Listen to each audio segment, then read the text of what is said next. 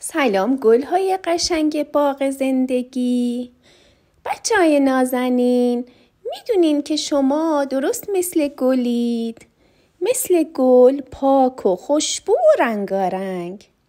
من ستاره قصه گو هستم. هر شب تو این کانال براتون قصه های جدیدی تعریف میکنم. لطفاً زنگوله کانال رو بزنید تا قصه ها رو از دست ندید. الان بریم سراغ قصه امشب. یکی بود یکی نبود، غیر از خدا هیچ کس نبود. یک پسری به اسم آریان بود که خیلی شاد و پر انرژی بود. آریان همیشه ورزش میکرد، با دوستاش بازی میکرد، تلویزیون تماشا میکرد، با اسباب بازیاش بازی میکرد.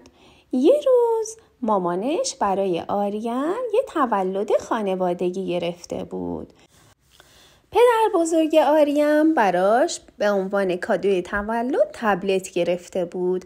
وقتی که کادوها رو باز کردن، آریان از خوشحالی جیغ زد و پرید هوا. خیلی از دیدن تبلت خوشحال شده بود، چون خیلی دوست داشت تبلت داشته باشه. پدر بزرگ بهش گفت من این تبلت رو برات کادو گرفتم، ولی این بابا و مامانته که تصمیم میگیرن و برات تعیین میکنن که روزی چند ساعت باهاش بازی کنی. آریان دستای کوچیکش رو دور گردن پدر بزرگش حلقه کرد و گفت مرسی بابا بزرگ، چشم حتما به حرفاشون گوش میدم. آریان شب از شور و اشتیاق تبلت خوابش نمی برد، ولی بایستی صبر میکرد تا تبلتش شارژ بشه. صبح که بیدار شد، قبل از این که بره سرویس بهداشتی و دست و صورتش رو بشوره، بدو اومد سراغ تبلت. مامانش گفت آریان اول باید بری سرویس بهداشتی، دست و روتو بشوری، صبحونتو بخوری، بعد بیای سراغ تبلت. گفت چشم مامان. بالاخره آریان به تبلتش رسیده بود. از اون روز مامان و بابا بهش گفتن که روزی 2 ساعت اجازه داری که با تبلتت بازی کنی. آریان میگفت چشم، ولی وقتی که وارد تبلت میشد و با بازیای تبلت مشغول میشد، اصلا دیگه گوشش بدهکار نبود. مامانش میگفت 2 ساعتت تموم شده. میگفت مامان یه لحظه چشم، 5 دقیقه بازی کنم بعد، 10 دقیقه بازی کنم بعد. دیگه کار به جایی رسیده بود که آریان صبح بعد از صبحونه تبلت رو دست میگرفت و تا شب مشغول بازی با تبلت بود.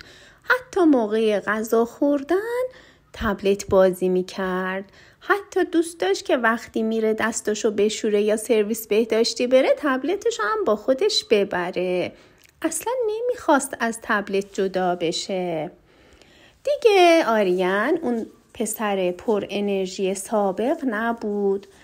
دیگه با دوستاش بازی نمی کرد، دوچرخه سواری نمی کرد، با اسباب بازیاش بازی نمی کرد. هر موقع کسی میخواست باهاش حرف بزنه خیلی عصبی بود. میگفت مزاحمم نشید، الان توی مرحله مهم از بازی هستم. یه روز که از صبح تا شب با تبلتش بازی کرده بود، شب موقع خواب تبلتش خاموش شد. طبق معمول آریان تبلت رو گذاشت تو شارژ تا صبح دوباره از اول شروع کنه. صبح که از خواب بیدار شد و خواست که تبلت رو روشن کنه، دیگه تبلتش روشن نشد. تبلت خراب شده بود. با گریه اومد پیش مامان. گفت که دیگه تبلتش کار نمیکنه. مامانش هم یه بررسی کرد، گفت باشه میدیم تعمیرش کنن.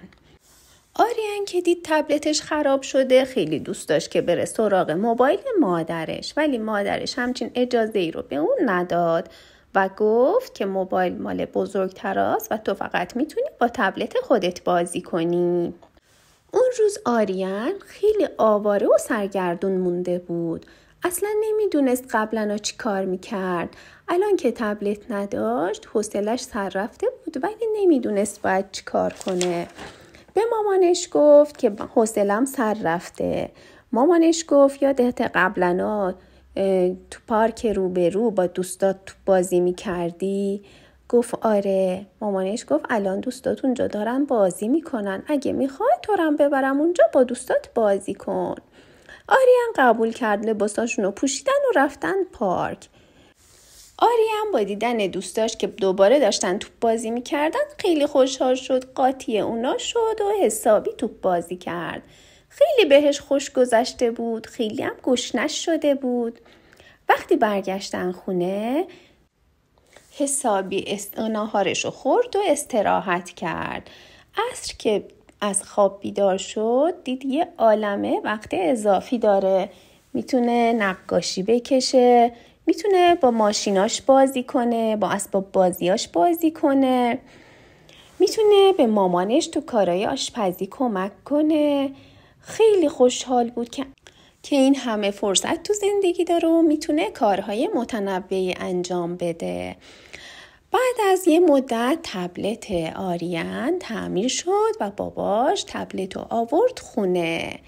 ولی آریان دیگه مثل سابق درگیر تبلت نمیشد، چون خودش متوجه شده بود که فقط با تبلت بازی کردن هم اخلاقشو بد میکنه، هم اشتهاشو کور میکنه، هم زمانش رو محدود میکنه و نمیتونه بازیای دیگه ای انجام بده.